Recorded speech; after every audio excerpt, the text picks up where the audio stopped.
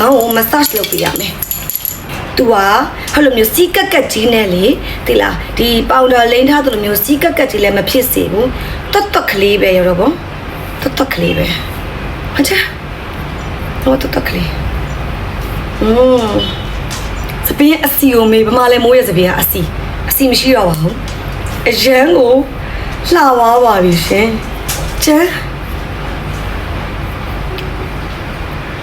ဟောကြည့်ပါဦးရောမိုးအစီမမလဲအစီဗော်လီကိုမေးလိုက်တော့ခုနာစပင်းနဲ့လုံးဝကိုစိုင်မာကောင်းလျှော်ပြီးမိုးပုံသွင်းထားတယ်လို့ပြတ်သွားပြီရတော့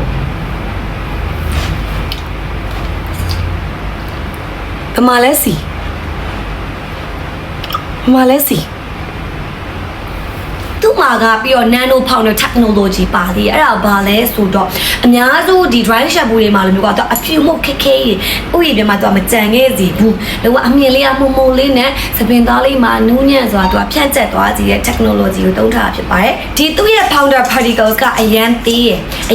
အတွက် more ready hair follicles တွေကိုမပိတ်စေဘူးနောက်တစ်ပြတွေ့ရကွာဒီ dry shampoo တော့များသွားလို့ရှိရင်ဒီ hair follicles တွေကိုပိတ်တယ်အဲ့တော့သပင်ကျွတ်တယ်သပင်အတွက်မကောင်းဘူးလို့တွေးကြရကွာသူ့မှာကဒီ powder particle ကအရန်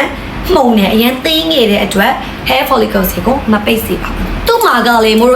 87% ethanol quick ဒီ dry technology သုံးထားတာ။အဲ့အတွက်မို့သုံးပြီးစီဆူနေတာစီးကက်နေရမရှိဘဲနဲ့ခဏလေးခြောက်သွားပြီးတော့သပင်လေးတွတ်ကလေးကြံခဲ့မှာဖြစ်ပါရဲ့ရှင်။ပြီးတော့သူ့ရဲ့နန်းကားကြတော့မို့ grapefruit သီးသိရမလား။အဲ့ grapefruit သီးကလက်ဆက်ရတဲ့အနံ့မျိုးထည့်ထားတာ။အလုံးဝ fresh ဖြစ်ပြီးတော့မှအဲ့လို citrus ဖြစ်လေးပေါ့နော်။ချိုးချင်းနဲ့လေး